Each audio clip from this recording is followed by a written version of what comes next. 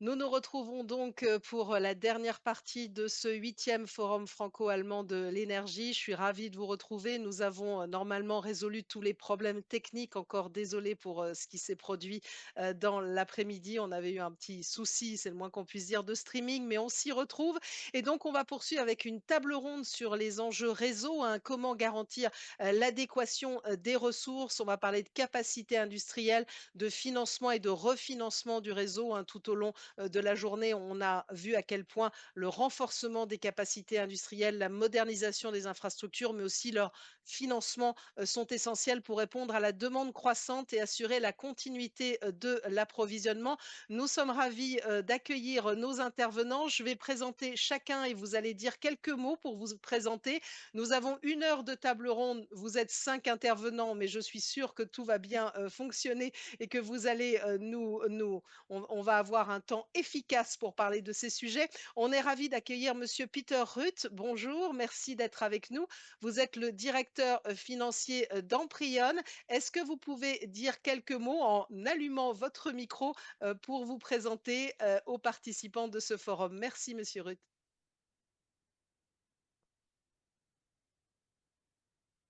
Ja, das mache ich gerne. Oui, Vielen Dank. avec Mein Name plaisir. ist Peter Rüth. Merci beaucoup. Je m'appelle Peter Ruth. Je suis CFO d'Amprion depuis avril 2020. Amprion est l'un des 4 GRT en Allemagne. Je suis là en tant que CFO, donc responsable des fonctions financières classiques, comptabilité, controlling, finance, mais aussi pour l'informatique et les achats. De grands défis nous attendent en termes d'achat pour réunir tous ces matériaux et ces services dont nous avons besoin. Nous y reviendrons certainement. L'informatique aussi porte évidemment sur la résilience, la cybersécurité et la sécurité physique qui importe. Et je m'intéresse de près aux achats ou à la façon dont on se procure des moyens financiers. Ça fait 5 ans que je suis là et nous avons multiplié par 8 les besoins de financement depuis, tendance croissante. Donc il y a du pain sur la planche. Il y a du pain sur la planche et on va voir aussi ce qui se passe du côté français avec le représentant d'RTE, Monsieur Maurice Dierick. Vous êtes directeur coordination et développement européen au sein de RTE. Bonjour monsieur, merci de la même façon de vous présenter en quelques mots. C'est important pour nos participants allemands, français et tous ceux qui nous suivent.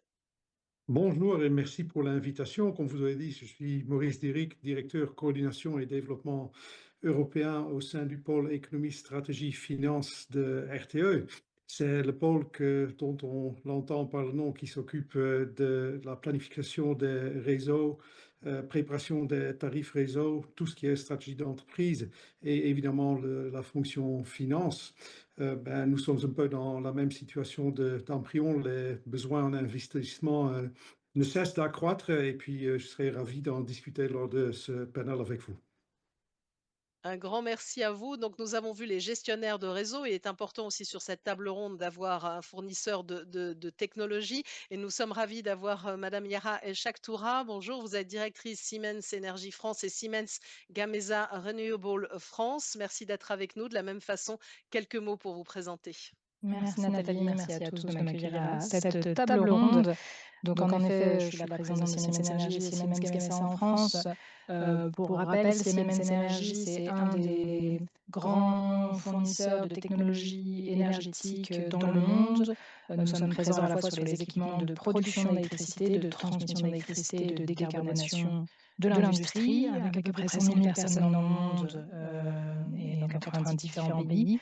Concernant les technologies de réseau, nous sommes présents donc en Europe et dans le monde et on conçoit, on fabrique et on installe des équipements critiques, les transformateurs, les appareils à haute tension, les technologies HVDC en courant continu. On s'occupe de la digitalisation des réseaux et on soutient justement les opérateurs de réseau, dont ceux qui viennent de parler, dans leur modernisation, l'extension de leurs infrastructures électriques et notamment aussi les interconnexions. Il est important aussi, d'avoir un utilisateur et de voir aussi les enjeux que ça représente pour lui. On est donc ravi d'accueillir monsieur Ralf Schapper, qui est directeur du département énergie de Salzgitter, Flachstahl. Merci beaucoup, d'être avec nous. Quelques mots, de la même façon pour, vous présenter.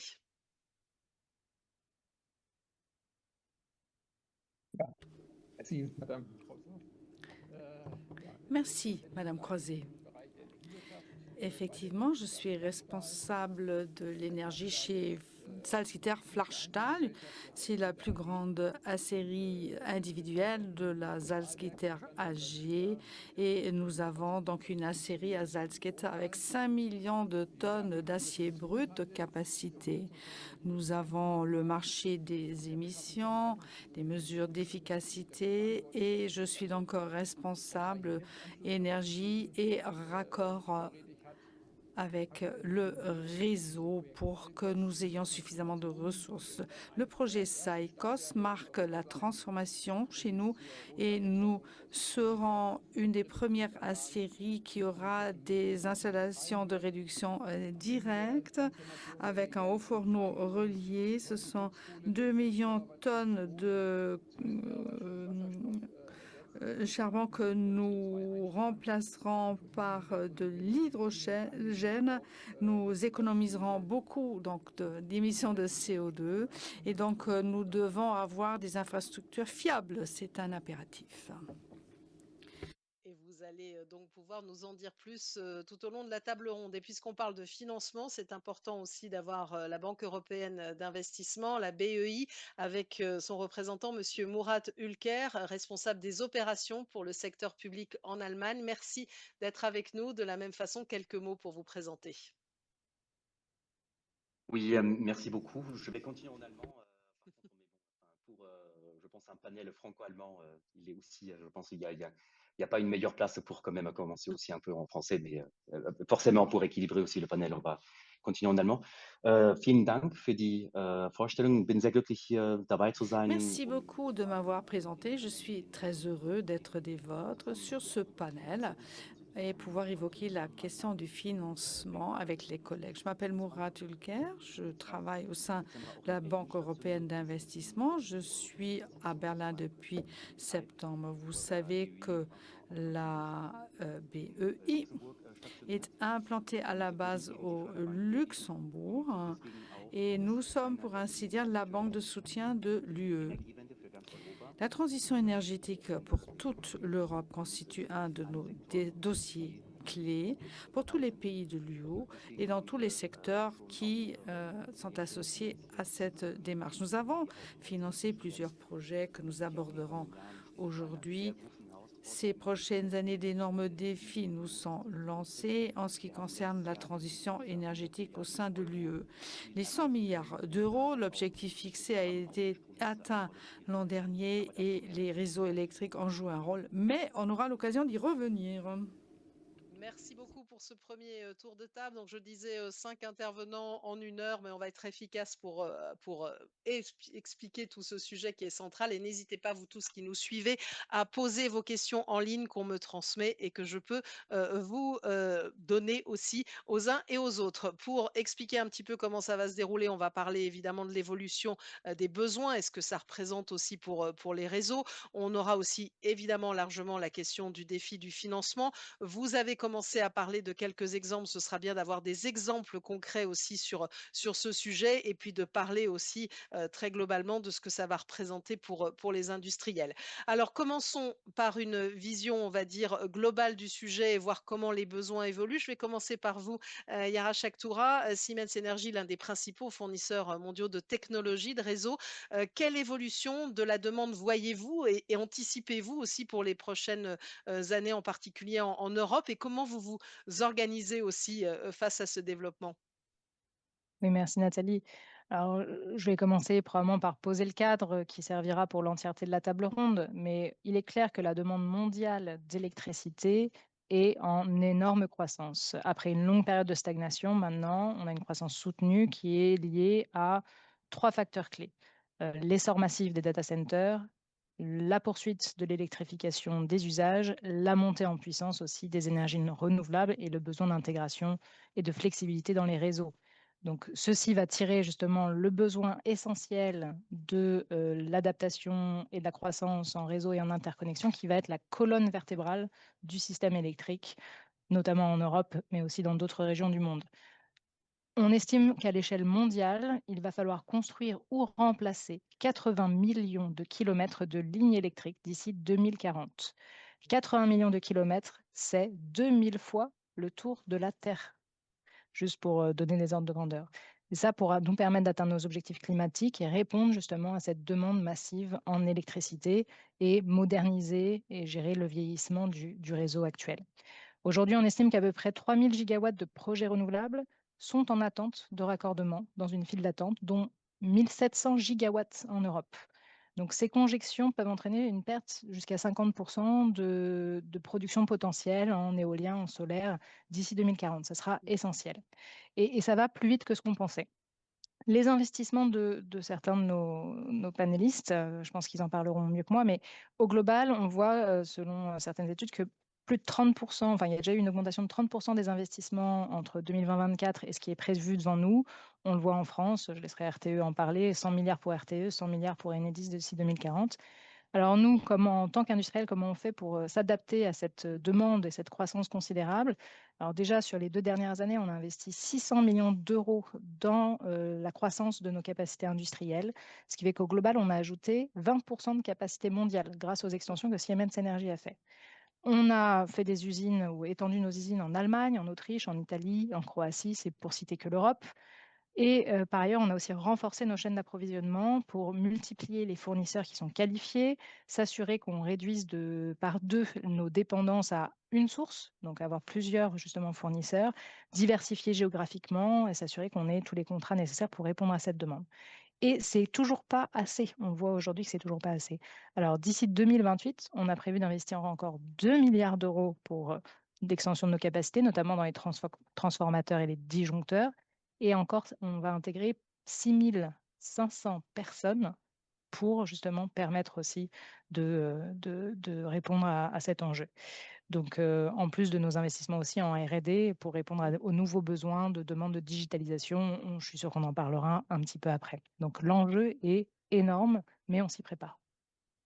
L'enjeu est énorme et on le voit, vous avez commencé à parler d'argent, hein, ce qui est un point aussi central, mais on va continuer à essayer de bien comprendre aussi, finalement, notamment du côté des gestionnaires de réseaux de transport, quels sont les besoins de capacité et je vais poursuivre donc avec Peter Ruth, pour Amprion. Vous puissiez nous dire de votre point de vue, un gestionnaire de réseau de transport, quels sont vos besoins? Comment évolue-t-il avec l'électrification, hein, croissante et le développement des renouvelables?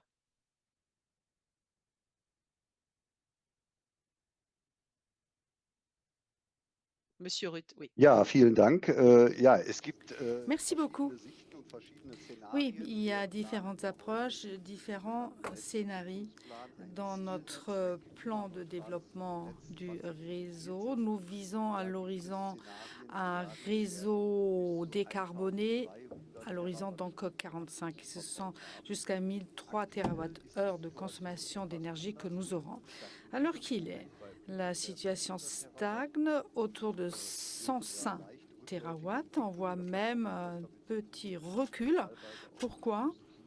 Parce que l'industrie connaît quelques soucis en ce moment et a donc freiné un peu sa consommation. Le rapport de suivi du gouvernement nous donne quelques aperçus. Nous avons un nouveau constat à l'horizon 2030 qui dit que la consommation pourrait être entre 600 et 700 TWh. Nous voyons une évolution sur l'hydrogène qui est lente en ce moment, mais nous pensons que ça va décoller ces prochaines années et nous voyons de plus en plus d'électrification dans des domaines normaux de la vie comme les pompes à chaleur ou les véhicules électriques. Nous avons un avantage considérable En Allemagne, il est vrai que les permis d'autorisation et la procédure pour les obtenir a pu être accélérée considérablement, ce qui augmente la flexibilité sur les projets réseau. Donc, on peut déjà se concentrer sur les 10 prochaines années. Nous avons une planification solide pour ces projets réseau. Nous voyons si ces projets sont robustes dans chaque scénario, sont-ils vraiment réalisables? C'est un peu un contrôle réalité que nous menons, ce qui augmente la flexibilité. Et nous pouvons voir où nous en sommes au niveau de la transition énergétique. Est-ce qu'on a de nouvelles productions qui changent la donne? Mais ce qu'il faut dire, c'est que le besoin d'investissement est colossal. Le nouveau plan de développement du réseau montre entre 360 et 390 millions.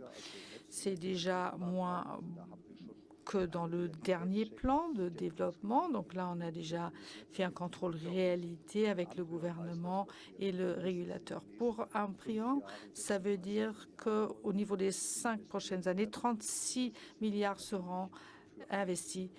Et ça, pour un GRT, c'est un grand défi. Voilà, de la même façon, hein, Monsieur Ruth, quand on parle aussi de ces besoins, de l'évolution des besoins, on est allé vite sur les questions financières, mais je vais aussi poser la même question hein, du point de vue d'RTE et de votre point de vue de gestionnaire de réseau de transport sur ce que vous voyez en termes d'évolution avec l'électrification et des besoins de capacité. La question à Monsieur Diric. Oui, merci. Bon, en grande ligne, je peux que répéter ce que Peter Ruth vient de dire sur le problème que l'électrification ne progresse pas aussi vite que nous l'avons tous espéré. Je pense que c'est la ligne rouge un peu du discours. Après, si on revient sur notre schéma décennal du développement du réseau qui court jusqu'à 2040, qui a été publié l'année dernière et qui est actuellement en débat public, ce qu'on voit là-dedans, ce sont trois grandes composantes. La première composante, c'est le renouvellement du réseau. On a une grande partie du réseau qui n'est pas jeune et qui de toute façon doit être remplacé et aussi protégé contre les effets du changement climatique, hausse de température, donc plus de risques d'inondation, plus de risques de feu. Là, nous sommes sur environ 20 milliards d'euros sur une trajectoire, on va dire, réaliste. On pourrait faire plus et plus vite, ça coûterait plus cher et ce n'est pas très clair si la filière industrielle et aussi les ressources humaines pourraient suivre pour mettre ça en œuvre. Et puis les deux autres grandes composantes du programme sont de l'un côté le raccordement, à la fois le raccordement de nouvelles usages pour l'électrification, la décarbonisation de nos clients qui sont actuellement encore sur les énergies fossiles, les projets de réacteurs nucléaires EPR, plus le raccordement de l'éolien offshore, où, comme vous le savez tous, il y a encore un débat en cours en France sur le prochain programme pluriannuel de l'énergie, mais c'est un peu la structure du programme qui détermine cette partie-là. Et la dernière partie, et ça c'est quelque chose qui est apparu dans, ouais, on va dire dans les 10 dernières années, c'est que petit à petit, la France s'est transformée en pays de transit de l'électricité, ce qui n'était pas du tout le modèle initial quand il y a eu la construction des centrales nucléaires, mais on voit très bien qu'avec la percée des industries renouvelables, à la fois en France vers l'Est et le Nord et vers le Sud, c'est devenu un vrai pays de transit et il y a donc un grand besoin de renforcer le réseau existant en 400 kV. Jusque-là, ça a été possible de construire pas mal d'interconnexions ces dernières 20 années sans avoir augmenté la capacité du réseau interne, mais aujourd'hui, on voit qu'on arrive au point où le verre est plein et il faut absolument renforcer le réseau national si on veut encore progresser avec l'intégration du marché de l'énergie. Et le tout, ça arrive à 100 milliards d'euros sur la période jusqu'à 2040, avec optimisation. Ce que j'aimerais dire là-dedans, c'est qu'on a aussi fait beaucoup de consultations avec les parties prenantes et de notre côté pour voir comment peut-on faire pour faire en sorte que le réseau, les coûts de réseau restent abordables. Si on n'aurait rien fait, on serait arrivé à un niveau d'environ 180 milliards pour le plan jusqu'à 2040 et avec les optimisations possibles que nous avons déjà intégrées, on arrive aux alentours de 100 milliards. Donc, on va voir maintenant du point de vue d'un grand utilisateur électro-intensif, hein, monsieur Ralph Schapper, vous avez commencé à en parler. Vous, quels sont vos besoins réseau? Comment ils se traduisent hein, concrètement en termes de raccordement, de sécurité, hein, d'approvisionnement? Évidemment, tout à l'heure, on parlait d'une baisse, un peu un frein, hein, c'est ce que disait notamment Peter Rudd dans l'industrie. Est-ce que c'est quelque chose que vous sentez, monsieur Schapper? Also bezogen auf unseren Absatz, auf unseren Umsatz. En ce qui concerne notre chiffre d'affaires, cela se fait ressentir, en effet, qu'il y a un ralentissement économique. Nous avons sorti des chiffres. Pour la sidérurgie, nous avons produit moins d'acier que jamais, en fait, en Allemagne. C'est une condition en marge. Mais pour revenir à l'infrastructure énergétique, dans quel sens est-ce que cela évolue? Nous investissons 2,5 milliards d'euros dans la première étape de développement pour la transformation, pour sortir du charbon, pour aller vers une production électrifiée et vers l'hydrogène. Aujourd'hui, nous sommes autonomes en ce qui concerne l'énergie. 1,5 TWh produite par notre centrale à Koekelhaven, par le coq de charbon où on récupère de l'énergie. Nous avons 150 MW de raccordement au réseau à ce stade. Et pour le développement final, il nous faudra 1500 mégawatts de capacité de raccordement, donc une multiplication par 10, car nous produirons moins de courant nous-mêmes et parce que nous électrifierons le process. C'est la mesure d'économie de CO2. Donc, on va passer à 6 TWh par an, plus les besoins en hydrogène que nous nous procurons par le réseau de base. Donc, ce sera aussi une demande d'électricité pour les électrolyseurs qui vont produire cet hydrogène. Quelles sont les chances de réussite? Nous avons déjà passé pas mal de PPA pour un courant vert, pour couvrir l'approvisionnement et pour ne pas seulement nous fier au marché spot. Mais ce que nous constatons, c'est que l'offre est volatile. Donc, il sera impossible pour ces 1700 heures de vraiment les reprendre sur notre site. Donc, il faut investir dans la flexibilité. C'est ce que nous faisons en construisant des électrolyseurs qui ne montent pas à 8000 heures parce que nous pouvons aussi travailler avec le gaz naturel transitoirement. Et nous sommes en train de concevoir un système de stockage par batterie à grande échelle pour justement proposer des flexibilités. Quel est le problème majeur à notre sens? La disponibilité, ça s'adresse à Siemens, de transformateurs. Les gens sont là, prêts. On a des importations de Chine souvent pour nos machines, mais il faut aussi les raccorder avec 100 mégawatts. On a besoin de transformateurs particuliers et c'est là qu'on a des problèmes de délai de livraison. On nous parle de 2 ans, 3 ans de délai de livraison. C'est un obstacle. Et même chose pour le développement du réseau. Il y a 10 ans déjà, nous avons anticipé sur cette puissance. C'est la TNET, en fait, qui est notre GRT et qui réussira au fil de l'eau cette année à nous fournir ses capacités. Alors, vous avez posé une question quelque part à Yara Shaktoura. Je lui passerai la parole tout à l'heure pour réagir. Et puis justement, il faudra parler de ses capacités industrielles d'investissement, puisqu'on l'a entendu. Mais je voulais terminer quelque part ce premier tour de table où il a été finalement beaucoup question de financement quand on faisait un état des lieux avec la BUI et Murat Ülker. On le sait, hein, la Banque européenne d'investissement joue un rôle clé dans le financement des infrastructures de réseau. Est-ce que vous pouvez nous en dire plus sur votre rôle, les montants mobilisés, notamment le train de mesure hein, que vous pouvez mener pour garantir des garanties bancaires hein, pour les fabricants européens de composants de réseau? Ich hatte immer ein bisschen kurz am Anfang für die Dolmetscher, weil ich habe jetzt nicht auf Deutsch geschaltet, das ist etwas konfus. Là, j'étais pas sur le canal allemand, donc j'ai un peu un mélange linguistique dans ma tête. Bon, je reviens à l'allemand.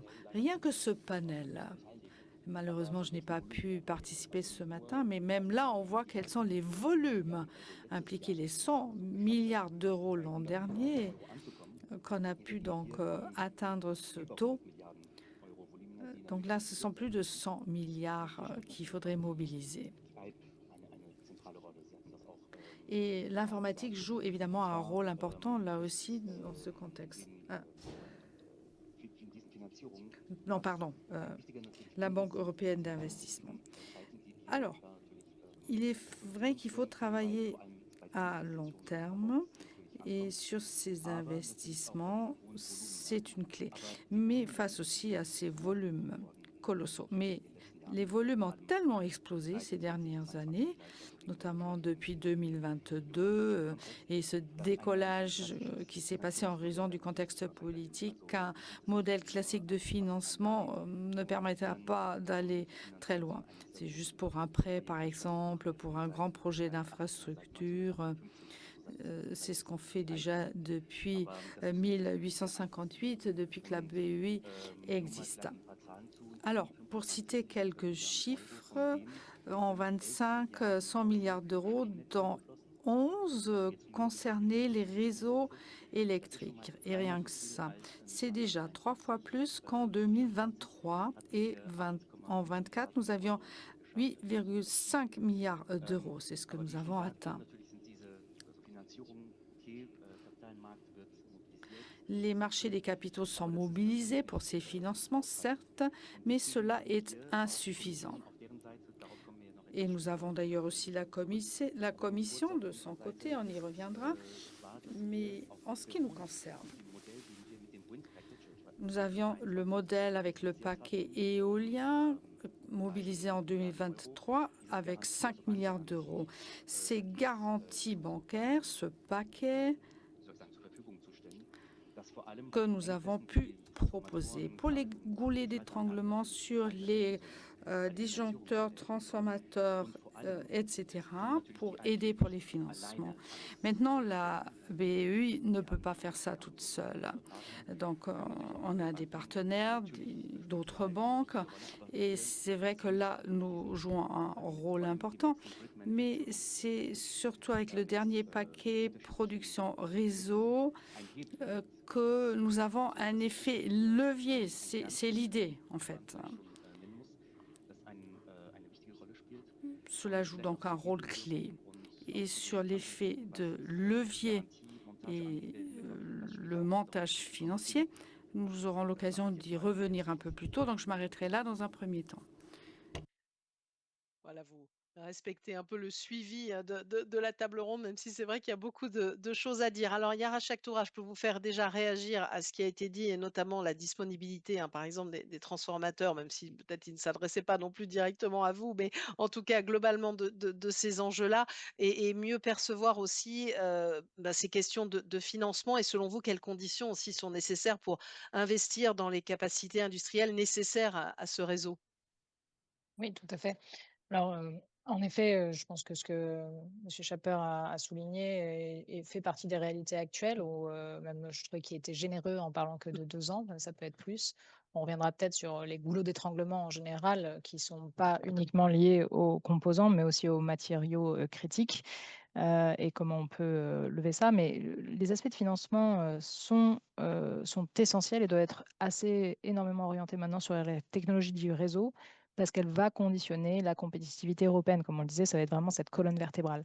Donc, dans le prochain cadre financier pluriannuel sur lequel l'Europe travaille, si on veut garder notre leadership aussi technologique et cette compétitivité, le financement, à notre sens, va être essentiel sur plusieurs aspects. S'assurer qu'il y a aussi un lien avec la production locale de technologies stratégiques. Et s'assurer qu'il y a des règles équitables pour tout le monde. Parce que dépenser des financements européens publics pour de la supply chain ailleurs qu'en Europe et ne pas créer une souveraineté industrielle par la même occasion, ça serait fou. Deux, on encourage, selon nous, l'utilisation des crédits d'impôt parce qu'on considère que c'est un mécanisme assez efficace qui est aligné sur le succès commercial du projet. Plus vous avez de bénéfices, voilà, plus vous bénéficiez du crédit d'impôt.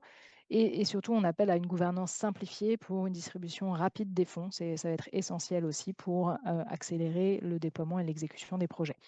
On pense qu'une enveloppe dédiée au smart grid serait essentielle dans le Fonds européen pour la compétitivité, qui devrait être tournée vers la digitalisation des réseaux, le développement du jumeau numérique aussi du réseau européen, un focus sur les data space et comme ça, on pourrait gérer de manière assez concentrée les 170 milliards qui sont dédiés à la digitalisation et de manière efficace. Et je ne vais pas commenter plus en avant, je pense que ce que Muriel Kerr a mentionné, le rôle crucial de la BEI et notamment les contre-garanties, parce qu'il faudrait qu'elle soit étendue aux projets de réseau et aux nouveaux sites de fabrication aussi dans les réseaux. Au regard du développement massif qu'on va devoir avoir, on a estimé qu'il fallait avancer 9 fois plus vite que dans l'historique, par exemple, pour mettre en œuvre l'offshore, le développement du réseau offshore éolien en mer tel il est mis en place dans le development plan. Et sans contre-garantie de la BEI, par exemple, ça sera impossible de tenir ce rythme. Alors, on va poursuivre peut-être avec une réaction du côté d'RTE et puis ensuite j'aurai une question, on va dire, commune, pour, monsieur Schapper et pour monsieur Ruth, puisque de ce qui se passe du côté de l'Allemagne, notamment avec les tarifs d'utilisation des réseaux et la réforme en cours. Alors, on a beaucoup parlé, on a commencé à parler et vous en avez parlé, monsieur Derrick, de financement. Quels défis, vous voyez les principaux défis aujourd'hui? La répartition des coûts, elle est centrale. Évidemment, l'acceptabilité des tarifs, la visibilité réglementaire? Oui, et puis encore une longue liste d'autres arguments. En gros, quand on regarde d'un point de vue je dirais de la compétitivité européenne, le point clé, c'est quand même que le coût total du système doit rester abordable. Ça nous aide pas beaucoup si l'électricité en tant que telle soit gratuite et puis on paye encore 3 fois plus que nos concurrents américains et chinois parce que on a des coûts d'infrastructure qui ont été trop élevés. Donc, oui, il y a une question de où peut venir l'argent, il y a une question de volumétrie. Quand vous regardez notre plan à nous, on parle aussi de 8 milliards par an. Il y a surtout une question de comment peut-on faire pour s'assurer que le coût du capital reste le plus faible possible et le plus prévisible sur le long terme. Et là, bon, je pense que nous sommes tous en train de se poser la question, qu'est-ce qu'on peut faire pour trouver de l'argent, on va dire peut-être de l'épargne privée ou de l'argent institutionnel, que l'on arrive à bonifier de telle manière qu'on peut l'utiliser sur le long terme. Et là, on parle des investissements qui sont sur 40, 60, 80 ans. Donc, il y a vraiment une thématique, on va dire, d'ingénierie financière pour dire comment on fait pour pouvoir dire on investit maintenant, oui, mais on ne va pas se retrouver avec une situation où les coûts du réseau vont exploser d'ici 5 ou 10 ans parce que les taux ont changé et le tout est devenu trop cher. Après, on peut aussi revenir sur la problématique de l'électrification parce que très clairement, le programme est basé sur un scénario, une anticipation d'électrification. Je pense que nous sommes tous pour que cette électrification se passe vite, mais on voit qu'elle se passe un peu moins vite que prévu, hein. Les mêmes arguments que nous avons entendus de Peter Rutte et de Ralf Schaper sont vrais aussi en France. Il n'y a pas la percée immédiate du transport électrique qu'on avait espéré. L'industrie ne tourne pas encore à la vitesse voulue. Il y a des projets de décarbonisation qui tardent.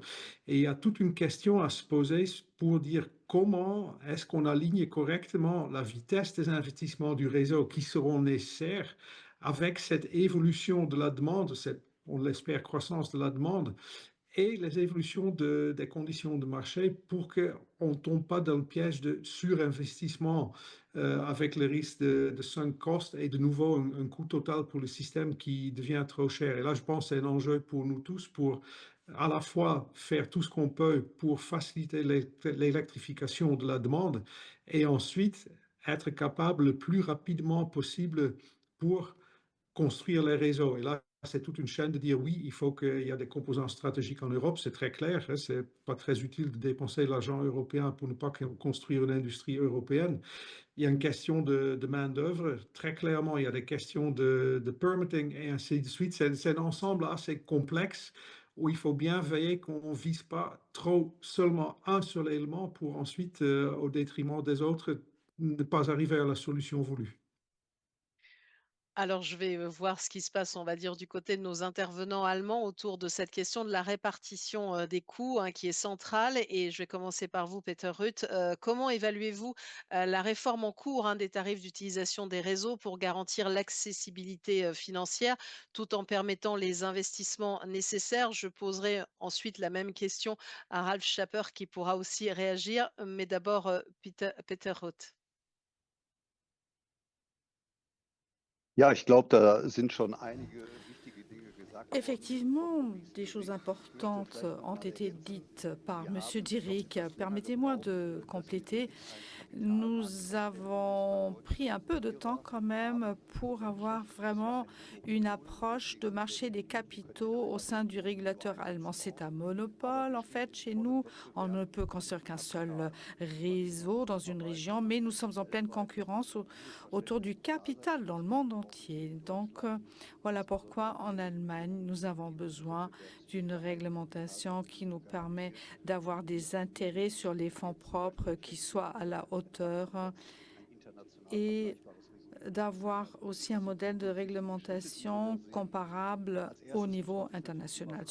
Ce sont de bonnes mesures qui ont été prises. Alors, que fais-je moi-même? Il faut que je maîtrise mes coûts. Nous ne construisons que ce qui est vraiment nécessaire dans une situation actuelle. Donc, ne pas construire un maximum, mais que le nécessaire. Deuxième élément, qu'est-ce que je construis? C'est la question que je me pose en tant que CFO. Avec Siemens, nous avons beaucoup de projets novateurs, dont, par exemple, une plateforme beaucoup plus petite qui est un standard européen aujourd'hui, qui peut encore être optimisé. Et troisième élément, comment réduire les risques de contrat, les risques coûts. À côté de l'objectif de protection du climat, qui est le nôtre, et dans la transformation, il faudra à tout moment garantir la sécurité du système. Nous avons vu ce qui s'est passé en Espagne et au Portugal. Maintenant, l'accessibilité financière, Maurice l'a dit, est importante pour l'acceptation par la population. Il faudra donc faire baisser les coûts dans son ensemble. Et en Allemagne, en ce qui concerne les tarifs réseau, le redispatch et autres coûts sont très élevés. Donc, ça nous vient de la situation des centrales actuelles en Allemagne. Voilà pourquoi on nous a donné un supplément fédéral qui va diviser par 2 les tarifs d'utilisation du réseau sur les 2-3 prochaines années. Donc, pour ces coûts de goulot d'étranglement, nous pourrons les gérer. La réforme des redevances réseau s'impose puisque là, nous sommes dans une situation maintenant d'énergie renouvelable. Donc, il va falloir changer le système. Il faudra en fait des redevances dynamiques. C'est dire que dans un réseau donné, on essaye de traduire la situation en prix dynamique, en tarif dynamique. C'est la bonne voie, mais on a déjà entendu dire qu'il faudrait qu'on ait aussi des compteurs intelligents en Allemagne, parce que les prix signaux doivent arriver chez tous les clients en temps réel. Ce sont les conditions.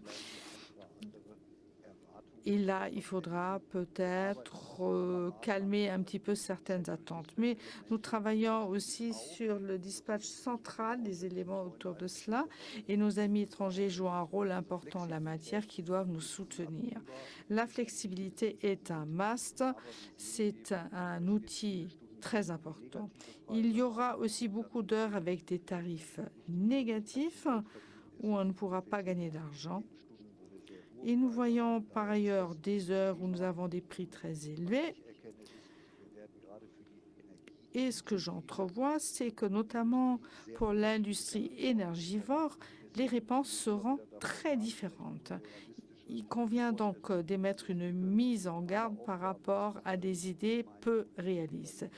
Mon attribution avec les collègues GRT et de baisser les coûts au maximum parce que cette accessibilité financière est importante pour l'acceptation par la société. Alors, j'ai un peu la même question et une réaction pour vous, Monsieur Ralph Schapper, à ce qui se passe et ces tarifs d'utilisation des réseaux en particulier pour vous et en quoi ça pourrait vous impacter.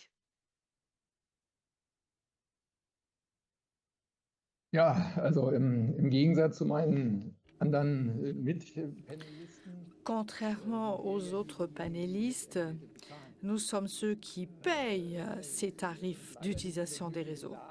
Malheureusement, nous ne sommes pas dans la situation heureuse où on se bat pour obtenir des financements quelque part et de tendre vers des capitalisations. Non, nous avons des coûts dans les réseaux que nous devons transmettre à nos clients dans le monde entier. Et il est bien connu qu'en dehors de l'Europe, la décarbonation n'est pas forcément une priorité et la concurrence est rude.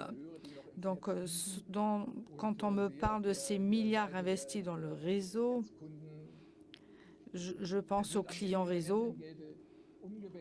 Et finalement, ces coûts sont transmis aux utilisateurs, à nous, et c'est à nous de payer la note.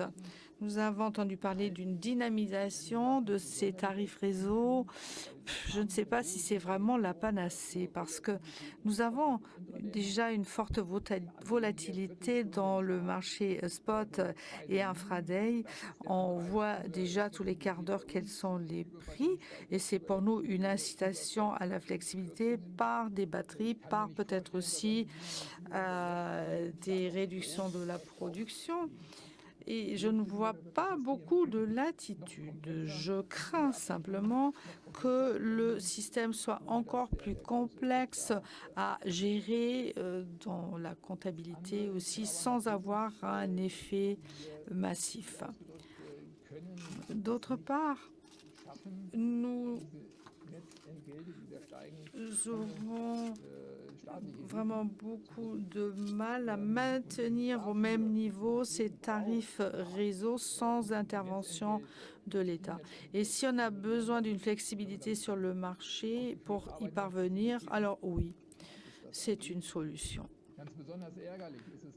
Il est fâcheux qu'une grande partie de ces tarifs réseau soit utilisés pour l'effacement des énergies renouvelables et donc un redispatch classique ou un retour vers les énergies fossiles.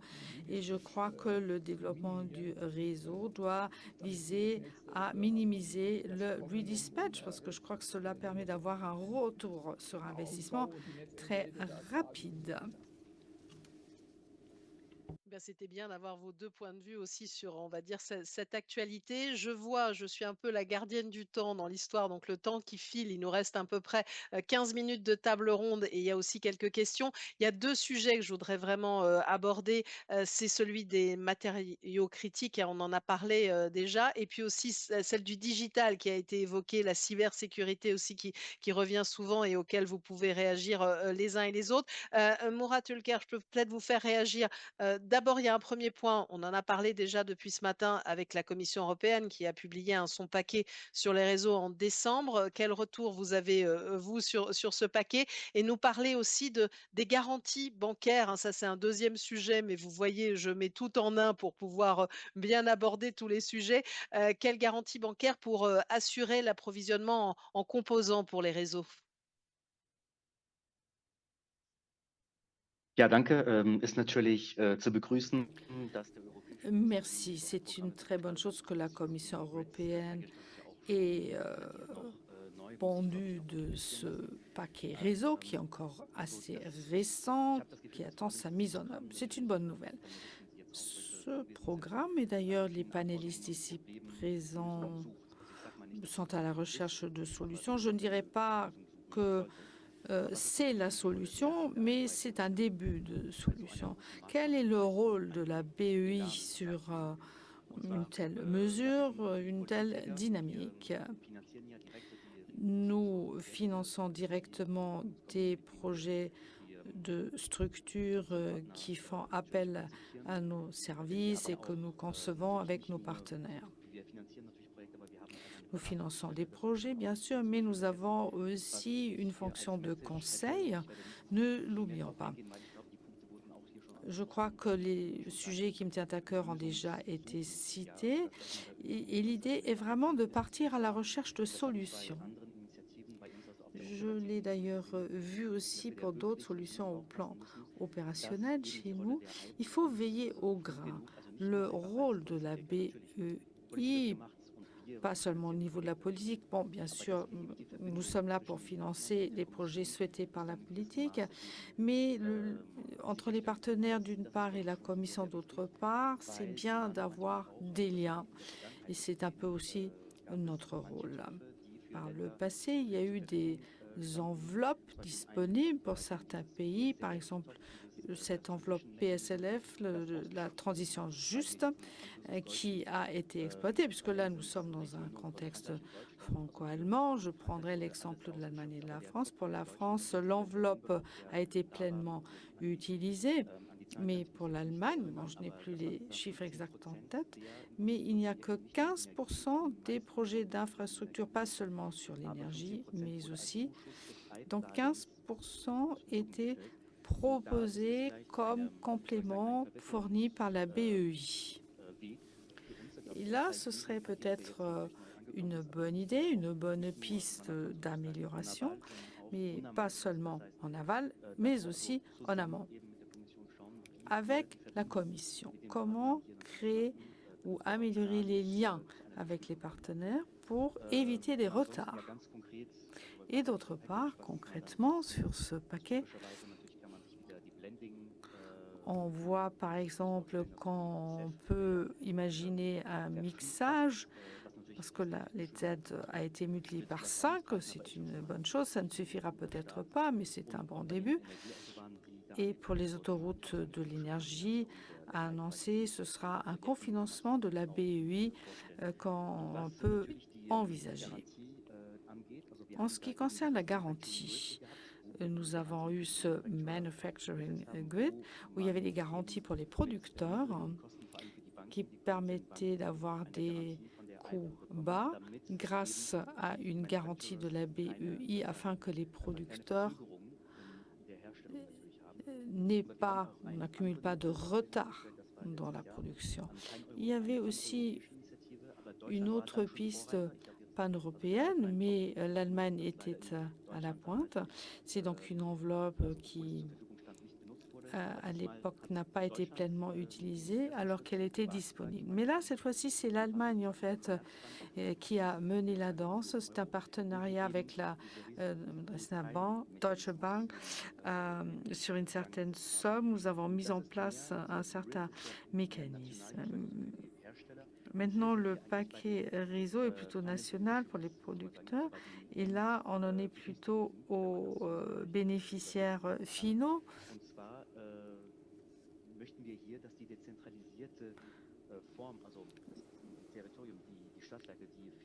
Donc, vous avez les petites régies municipales qui souhaitent se lancer et pour lesquelles on pourra donc prévoir des programmes d'infrastructure à bas coût. Ils pourront donc lancer ces programmes et avec ces 200 millions d'euros à la Commerzbank, c'était là le premier partenariat que nous avons lancé, d'avoir un effet de levier pour avoir lancé un financement. Mais bon, nous l'avons entendu par rapport aux chiffres globaux, ce n'est qu'une goutte dans un océan, mais il faudra bien commencer quelque part. Alors, on voit qu'il y a beaucoup de sujets à évoquer. Je vous disais, à 5 panélistes, il faut aussi centrer. Mais la thématique aussi, c'est globalement l'adéquation des ressources. On l'a évoqué. Donc, j'aimerais bien aussi que chacun puisse commenter ce sujet des matériaux critiques qu'on vient aussi d'évoquer. Il y a aussi beaucoup de questions qui arrivent en ligne. Et j'allais dire, je les lance maintenant parce que ça sera vraiment votre dernier tour de table sur les exigences et les propositions dans le domaine des réseaux et de la cybersécurité cybersécurité. On parlait aussi du digital. Je vais passer la parole en premier à Yara Chaktoura, à qui j'ai une question supplémentaire, tant qu'à faire, j'ajoute, puisque c'est pour rebondir sur ce qui a été dit précédemment. Est-ce que vous observez des goulots d'étranglement industriels? Et après, vous pourrez parler aussi matériaux critiques et digital. D'accord, très bien, merci Nathalie. Au final, aujourd'hui, dans le contexte géopolitique actuel, il y a les règles parfois qui peuvent changer du jour au lendemain. Donc, ça peut créer des disruptions, ça peut créer des retards. Et donc, on a besoin de diversification, plusieurs sujets de potentiel goulot d'étranglement. On va commencer par l'eau et réduire, mais nos équipements, en effet, on voit des délais 2, 3, 4 ans possibles. On travaille avec des composants lourds qui nécessitent un certain nombre aussi d'équipements logistiques et qui prennent en effet aussi du temps dans les transports. La logistique maritime est devenue un sujet puisqu'on doit notamment parfois contourner la mer Rouge. Ça ajoute une dizaine de jours de transport. Donc, voilà, on a certains sujets géopolitiques aussi sur les sujets des règles d'exportation, les tarifs qui sont en train d'arriver en ce moment un petit peu tous les jours. Et si on va sur les matières premières, on voit également des sujets sur le cuivre, avec une demande mondiale qui est prévue d'augmenter de 50% d'ici 2040. On a des enjeux sur les terres rares et les aimants permanents, qui sont un sujet régulier en ce moment qu'on peut voir. Et donc, on voit ces différents goulots d'étranglement. Un autre point, j'allais dire, sur la chaîne d'approvisionnement, les câbles haute tension et les câbles sous-marins. Aujourd'hui, on voit que les usines sont pleines au moins jusqu'à 2028. Donc, on a plusieurs enjeux sur les équipements et sur les matériaux critiques, en effet, qu'on voit. Il y a des solutions sur la diversification des fournisseurs, la qualification d'alternatives. Donc, on y travaille activement. Nous, on peut produire ce qui est visible. Donc, on a un moment, on a besoin aussi de visibilité. On en a beaucoup parlé dans la table ronde. À partir du moment où on a visibilité, on peut aussi, nous, anticiper justement les besoins de production associés. Les simples annonces ne suffisent pas. Donc, il faut vraiment un calendrier, une planification claire des réseaux pour qu'on puisse ensuite associer tout le reste. On travaille sur des contrats pluriannuels avec, sur des fournisseurs critiques ou des matériaux critiques. On s'assure de réserver en anticipation des créneaux industriels et on invite nos clients à faire la même chose auprès de nous, de réserver les créneaux de production qui permettent justement d'anticiper ces aspects-là.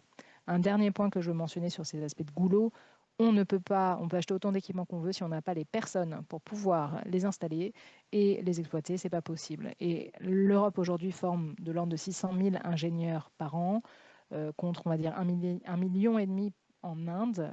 On a potentiellement des pénuries qui sont annoncées sur certains métiers spécifiques. On sait qu'il va y avoir des besoins majeurs dans les années à venir, par exemple 200 000 personnes en plus d'ici 2030 dans l'éolien uniquement. Ça va être la même chose, les appels d'air qu'il y a dans le domaine de l'énergie sont phénoménaux et donc il faut aussi qu'on anticipe les compétences. Et ça va être un sujet important, donc de former, de reconvertir, de travailler sur des formations d'apprentissage, des programmes d'apprentissage et potentiellement aussi d'accélérer des processus de visa. Là, on a besoin d'aller chercher des compétences additionnelles.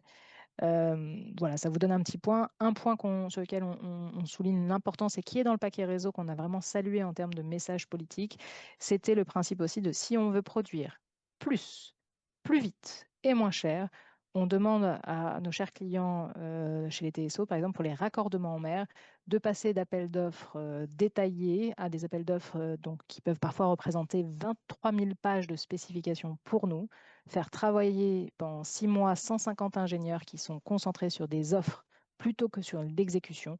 Et on incite à passer maintenant à des appels d'offres dits plus fonctionnels, c'est-à-dire qu'est-ce qu'il faut faire et non pas comment faut-il le faire, ce qui représenterait 1000 à 2000 pages et nous permettrait de faire des projets 2 fois plus rapidement, 10% moins cher, 2 ans de moins, 10% moins cher, et donc de permettre d'être plus efficient pour délivrer en Europe. Sur la cyber, bien sûr que c'est un sujet essentiel et on ne peut pas avoir une modernisation de réseau efficace si on n'a pas un cadrage assez clair sur la cybersécurité. Ça va être un enjeu aussi clé international. Donc, on demande l'introduction d'exigences harmonisées, s'il vous plaît, et pas 27 différentes exigences pour l'ensemble des technologies critiques, que ce soit sur la production, le transport, la distribution d'électricité, même les autres aspects des technologies énergétiques, électrolyseurs, éoliens. Et on travaille avec nos fédérations notamment pour proposer des politiques de cybersécurité assez claires sur des composants, des catégories de composants critiques, sur les logiciels, les SCADA, les systèmes de contrôle. pour intégrer ces exigences qui permettraient de protéger des actifs très critiques dans un contexte géopolitique instable et sécuriser les futures interconnexions européennes pour fiabiliser la digitalisation. Voilà, vous avez réussi à résumer évidemment beaucoup de sujets qui sont importants, mais qu'il fallait souligner. Alors, je vais passer la parole à Maurice Dierick pour RTE, qui a conclu un désaccord avec des fabricants français, européens, concernant plusieurs composants de réseau. Donc ça, c'est un point aussi que vous regardez de près, hein, ces enjeux de matériaux critiques et pas seulement. Donc vous l'avez dit, je vous l'avais entendu, c'est un peu le dernier tour de table. N'hésitez pas si vous avez d'autres choses à ajouter. Oui, évidemment, j'aurais beaucoup plus envie de dire d'autres choses sur le grid package si vous me Si vous l'autorisez. voulez. Je vais quand même répondre à la question. Donc, évidemment, on a une stratégie d'essayer de sécuriser les fournitures de matériel et de donner de la visibilité à la filière dans l'intérêt des deux parties. Ça ne nous aide pas non plus d'avoir effectivement cette situation que vous avez décrite avec les 23 000 pages d'offres et on essaye de donner de la visibilité dans les limites du possible. Alors sur le grid package, et puis je dirais encore une petite chose sur la sécurité cyber. Évidemment, nous sommes très contents que la Commission focalise sur le sujet. Là où nous sommes passablement déçus, je peux que le dire comme ça, c'est que le grid package part encore d'un paradigme qui n'est plus d'actualité. C'est un paradigme quasiment purement économique qui dit que quand il y a un intérêt économique de construire des interconnecteurs, c'est bon et on va centraliser la planification.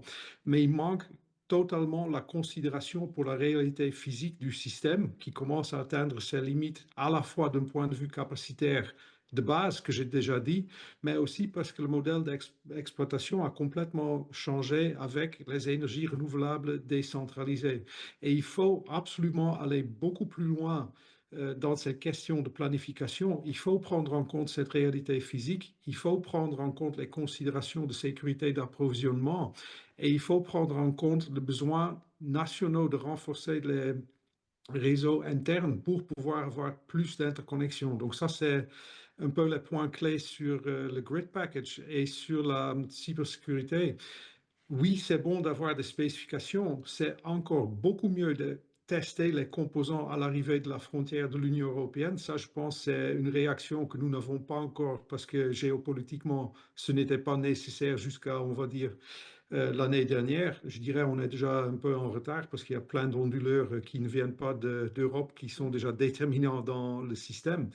Et ce que je dis toujours, c'est que n'oublions pas que dans le domaine de cyber ou de l'informatique, il y a aussi un autre risque qu'il ne faut pas minimiser. C'est tout simplement le risque de mise à jour d'un logiciel que nous utilisons, tout qui marche, tout ce qui ne marche pas, ça peut avoir le même impact. Donc, ce n'est pas que le cyber, c'est aussi un risque industriel de base qu'il faut continuer à analyser et surveiller et aussi prendre en compte dans les différents discours. Et puis je m'arrête là, comme ça il y a encore opportunité pour les autres collègues de dire quelque chose.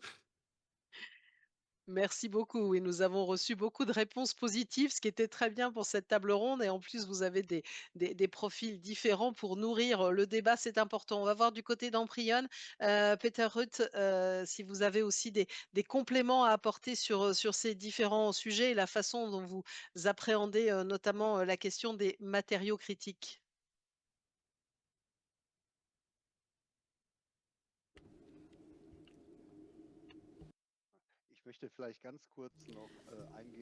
Permettez-moi tout d'abord de revenir à Monsieur Schapper et de lui donner une lueur d'espoir.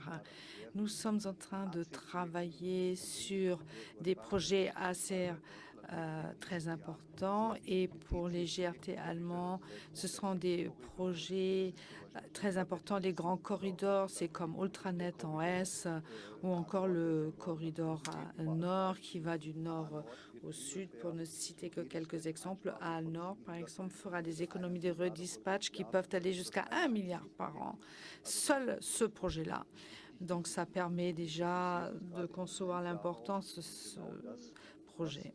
Et nous nous recentrons exactement sur ce qu'a demandé M. Schapper, les projets qui ont la plus grande utilité économique sont prioritaires. Au plan européen, nous venons de réaliser un projet avec Transnet, Creo et Elia aussi sur les principaux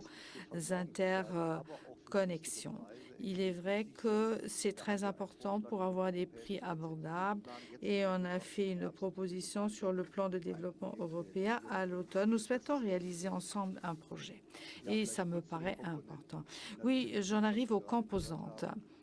Bien sûr, les convertisseurs, les câbles, mais aussi les transformateurs, les disjoncteurs ou encore le génie civil sont des éléments très importants où il faut garantir la disponibilité, mais aussi pour les monteurs aériens, ça va poser un gros problème aussi. Je crois qu'en tant que GRT, il faudra standardiser davantage les composantes afin que les producteurs puissent mieux planifier, produire de façon plus efficace. En ce qui concerne les besoins, nous avons besoin d'une visibilité au niveau politique.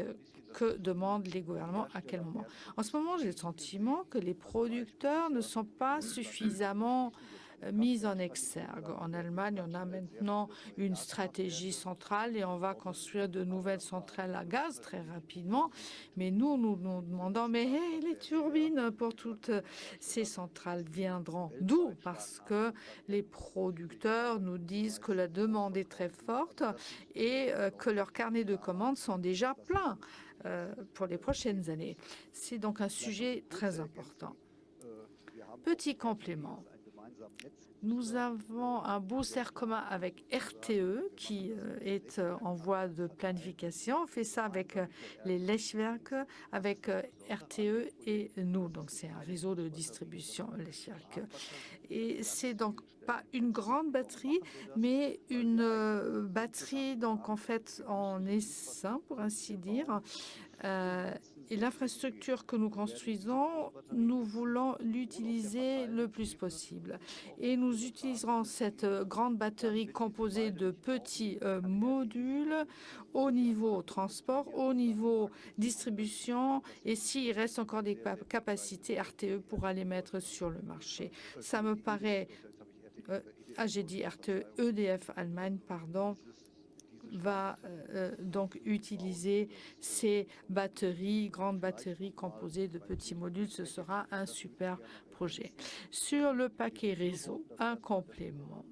Nous plébiscitons le fait que l'Union européenne s'intéresse au développement des réseaux sur un plan politique, parce qu'on a reconnu que c'est un goulot d'étranglement.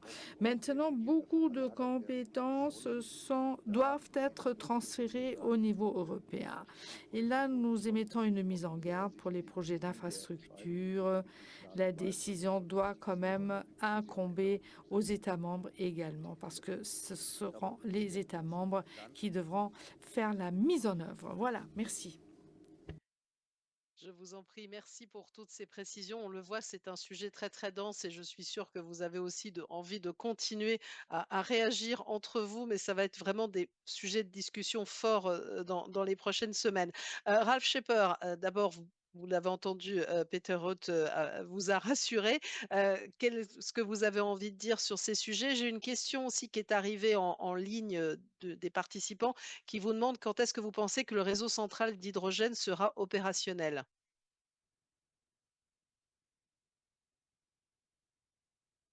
Gut, ja, dann fange ich mit der letzten Frage an. Je commencerai par la dernière question. Nous avons beaucoup parlé aux opérateurs, aux gestionnaires de réseau et à Salzgitter, c'est en 2030 que nous serons raccordés au réseau de base. Et ce, avec un cluster nord-ouest, avec la base Saxe, donc l'Allemagne du Nord. Mais ça peut aller jusqu'à la région côtière, jusqu'au Danemark et jusqu'aux Pays-Bas, sur un même réseau.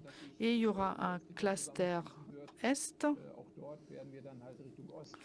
Et là aussi, on ira en direction de la mer Baltique et de la Scandinavie, nous l'espérons. Alors, pour faire passer de l'hydrogène dans ce réseau, c'est un autre sujet que je n'aborderai pas maintenant.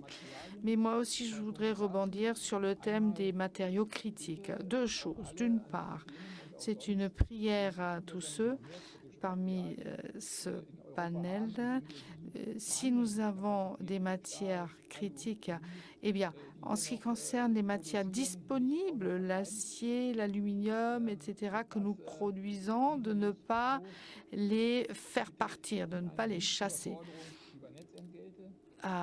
notamment en garantissant des tarifs réseau abordables. Et notre collègue de Siemens l'a dit, les ressources personnelles importent aussi. La complexité du système énergétique est à tel point élevée qu'un entrepreneur qui devrait produire de l'acier devra s'intéresser de très près à la question de savoir comment dynamiser la production, comment la flexibiliser. Et là aussi, je vous prie de ne pas en demander trop non plus aux entrepreneurs afin que nous puissions continuer de produire sur ces sites et de payer ces redevances réseau. Merci.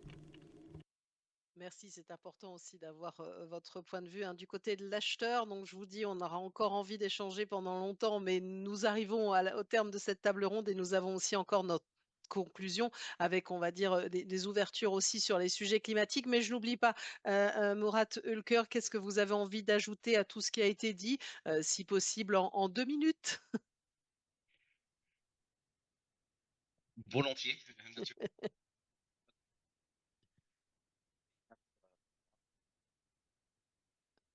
Je ne vous entends plus, moi, personnellement. Ah, Voilà, oui. jetzt? Okay. Ja.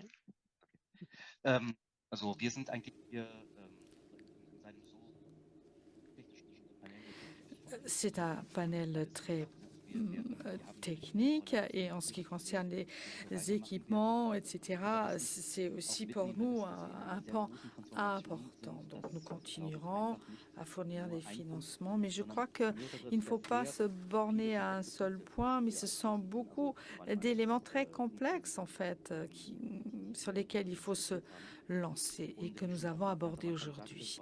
Je le disais en amont, il nous faudra trouver des réponses complexes à des questions complexes. Mais pour conclure, on peut dire que la présence des financiers comme la BEI, eh bien, de pouvoir participer à ce type de démarche doit faire que nous ayons une meilleure compréhension du marché, parce que nous ne faisons que financer ces projets. Nous ne sommes pas les faiseurs, les porteurs de projets. Et à l'adresse de tous les panélistes ici présents, eh bien, nous souhaitons que la transition énergétique se fasse de la façon la plus efficace possible. C'est notre rôle en tant que banque de soutien et nous avons toujours évidemment une approche un peu holistique en ayant recours à tous les moyens disponibles, que ce soit les garanties ou des prêts de soutien, des intérêts plus intéressants, des services de conseil et pas seulement dans le service public, mais aussi sur la finance d'entreprise. Il y a d'autres types de financement que nous devons peut-être nous aussi développer. Il faut que nous fassions nos devoirs pour que des modèles complexes puissent voir le jour à un prix abordable. Merci. Merci beaucoup. Merci à tous les 5. Madame Chaktoura nous a quittés, mais en fait, elle a eu un problème d'ordinateur, donc elle n'a pas pu se reconnecter, mais au moins nous avons pu l'entendre pendant le temps de cet échange. Merci beaucoup. C'était évidemment très riche. On aurait pu en discuter pendant longtemps parce qu'on a bien compris hein, tous les enjeux, évidemment, réseau, mais derrière tout ça aussi les problématiques hein, de matériaux critiques. Et ça aussi, c'est un des grands enjeux qu'il faudra défendre prochainement. Merci à tous les 5. On va donc en arriver à la conclusion de ce 8e forum franco-allemand de l'énergie, un forum qui a été très riche. On a décidé de prendre, on va dire, de la hauteur quelque part, en tout cas de revenir aux enjeux climatiques. Tout à l'heure, Monsieur Kinsman-Bond parlait notamment de l'urgence. Il ne faut pas oublier ces problématiques climatiques hein, qui sont centrales. Dans un instant, on aura le professeur Zanke Stelle de l'Institut Max Planck pour la biogéochimie, mais on est d'abord ravis d'accueillir Madame Lydie Lescarmotier métier, vous êtes glaciologue, vous êtes spécialisé dans l'étude de l'impact du changement climatique sur la calotte antarctique et vous avez participé à beaucoup d'expéditions scientifiques. Donc, je vous passe la parole aussi pour ouvrir aussi, au-delà des sujets dont on a parlé aujourd'hui, beaucoup de réseaux et de sécurité, d'approvisionnement. Encore merci d'être avec nous. Je vous passe la parole. Merci beaucoup et merci à tous pour cette journée enrichissante pendant laquelle j'ai appris énormément de choses sur votre travail, sur le travail de l'OFAT et sur les enjeux qui entourent l'approvisionnement en énergie en France et en Allemagne. Un travail que je pense crucial aujourd'hui dans ce monde en mutation forcée sous l'effet du changement climatique. Pardon, j'ai un petit rhume. Merci également de me donner la responsabilité de clôturer cette journée aux côtés de Zonke Zelle. Alors, je pensais faire une présentation de l'état des lieux des glaciers dans le monde et des régions polaires et de leur importance pour nos sociétés. Mais finalement, j'ai décidé de vous partager aussi mon expérience personnelle de l'évolution de cette prise de conscience climatique. Comment est-ce que j'ai pu voir les changements opérés et où en sommes-nous maintenant? Donc, ma découverte du climat s'est faite à travers le prisme d'une plaque de banquise et d'un morceau de glacier que vous pouvez voir que vous allez voir sous vos yeux, qui se fracture et se rompt pour former son iceberg.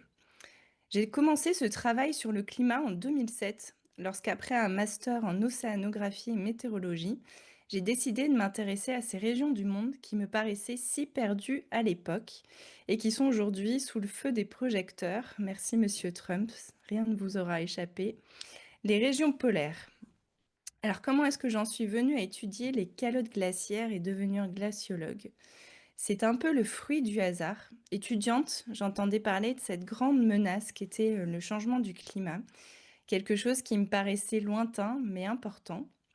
C'est donc le sujet que j'ai choisi au cours de mes études. Lorsque j'ai commencé ma thèse, le contexte n'était pas vraiment propice à la transition écologique. J'aurais adoré écouter une conversation telle que la vôtre aujourd'hui. La moitié du temps, on me demandait si c'était vrai ce qu'on disait sur la fonte des glaciers. L'autre moitié du temps, les gens qui me parlaient ne savaient même pas que le climat changeait.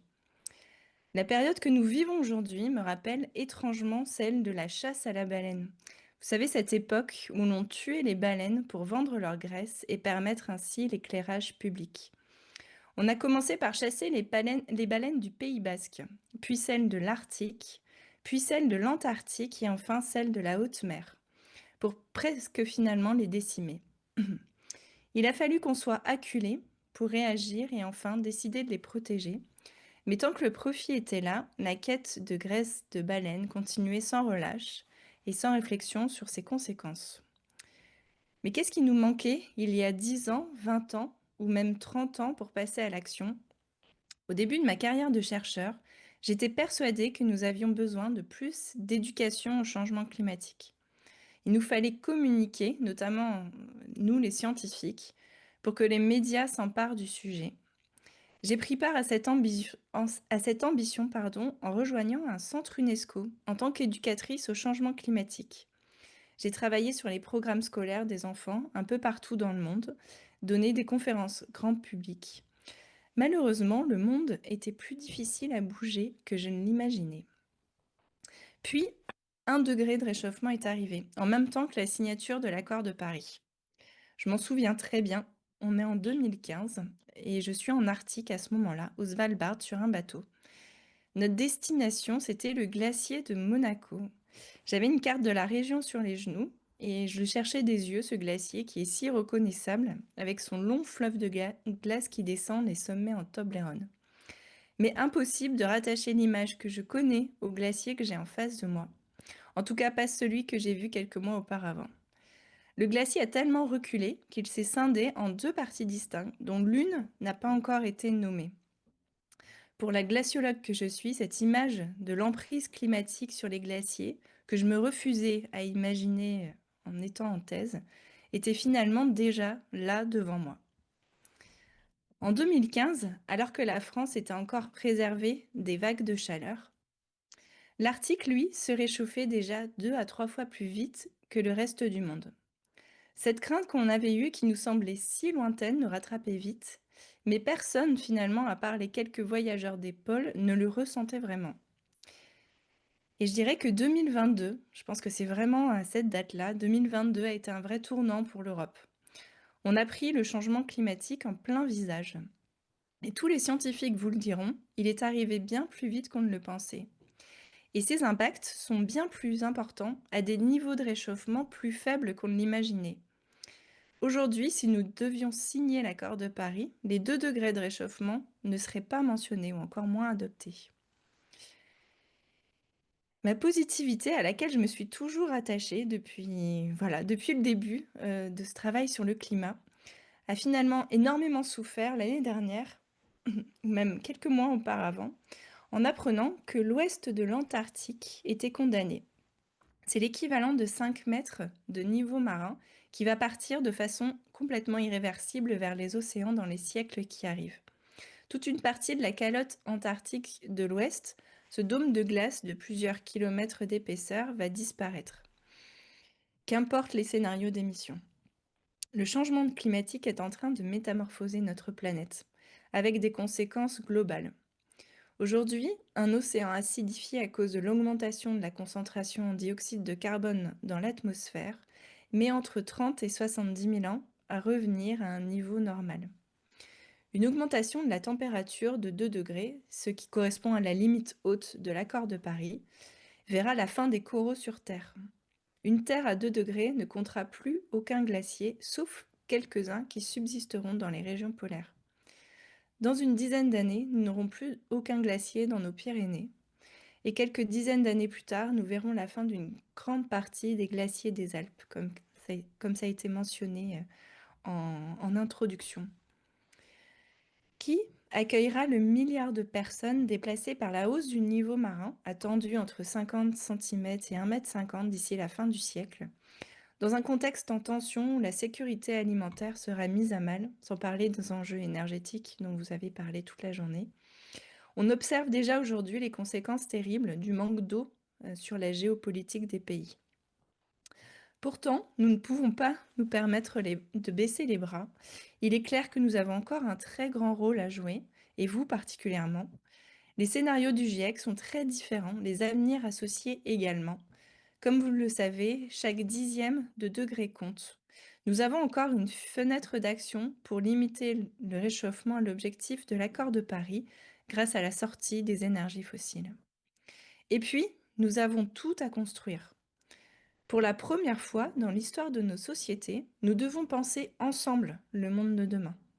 Notre développement s'est toujours fait de manière totalement passive. Nous avons développé nos sociétés, nos économies, nous avons rendu cette croissance infinie. Le beau défi du changement climatique, cette possibilité de penser ensemble le monde de demain de manière consciente et commune.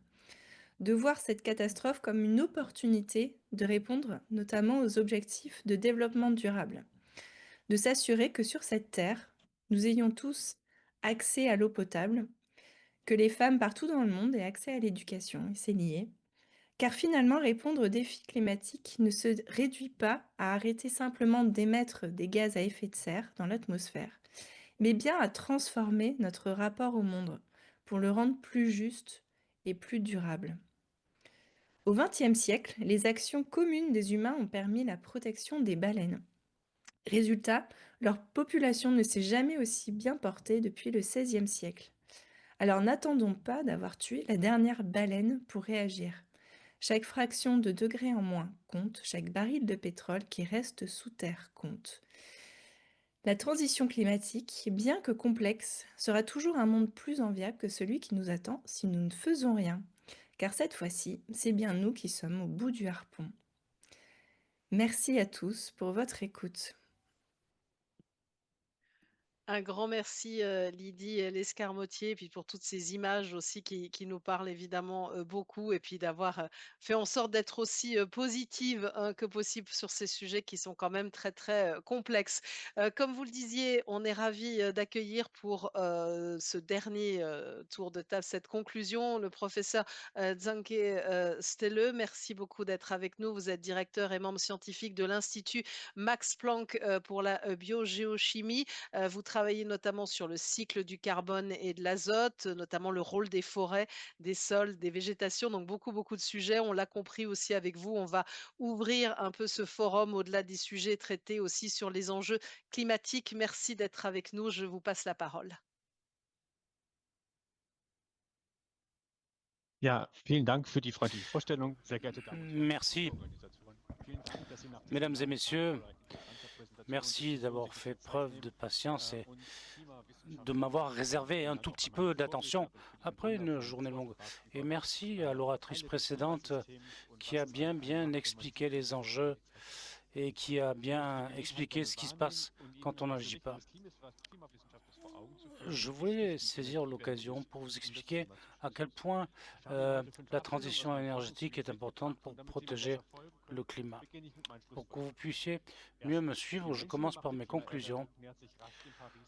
Le réchauffement dû à l'humain se rapproche de l'objectif de Paris 1,5 degré.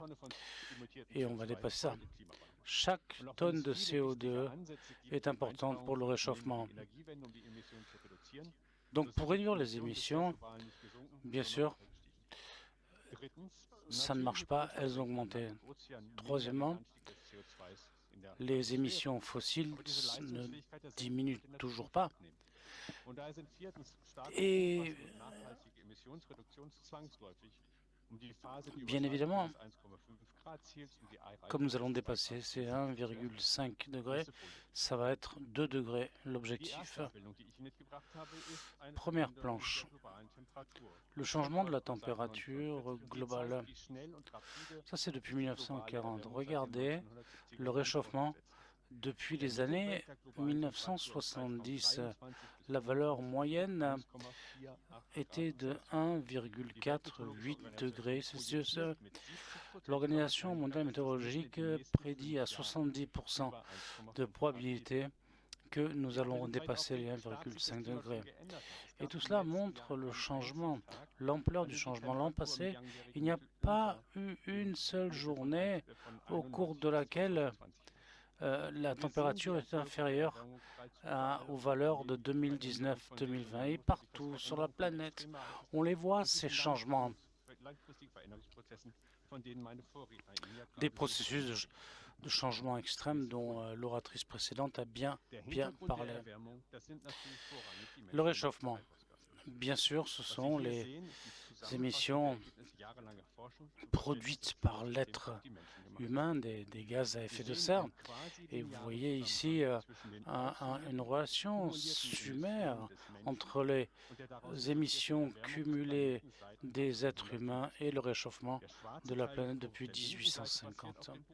Le côté noir à gauche est fondé sur les observations et la partie droite, ce sont des calculs avec différents scénarios sur les émissions futures.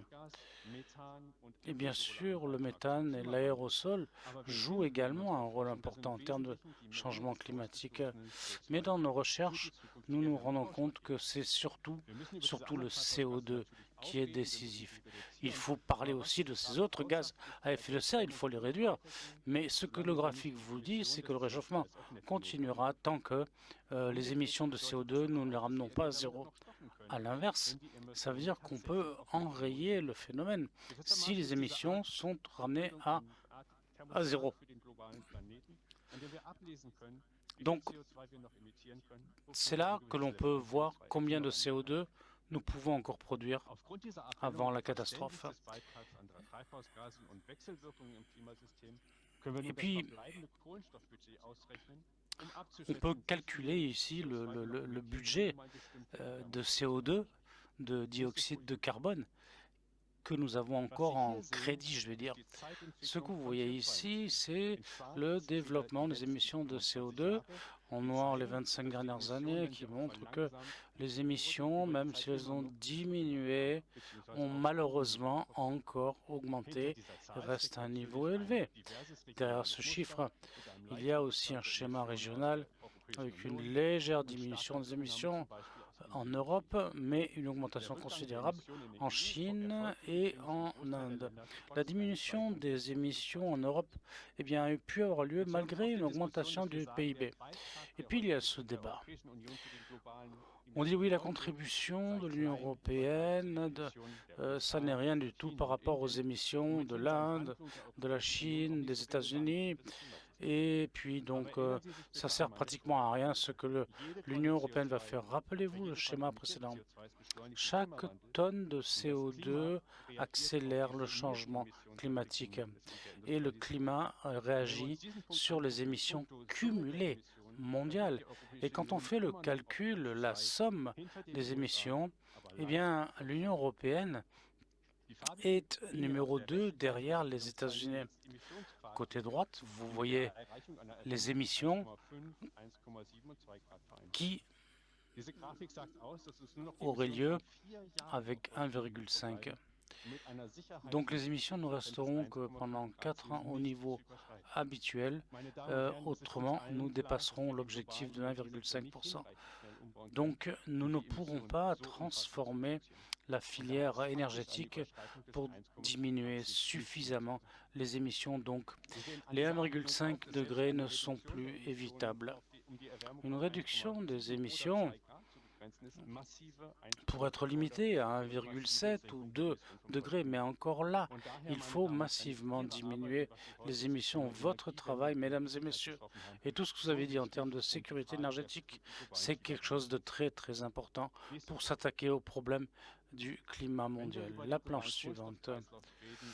Quand on parle de la réduction des émissions et du cercle du dioxyde de carbone, il y a des systèmes qui captent les océans, captent 50% du CO2 émis par les hommes, ce qui diminue les quantités de CO2 dans l'atmosphère.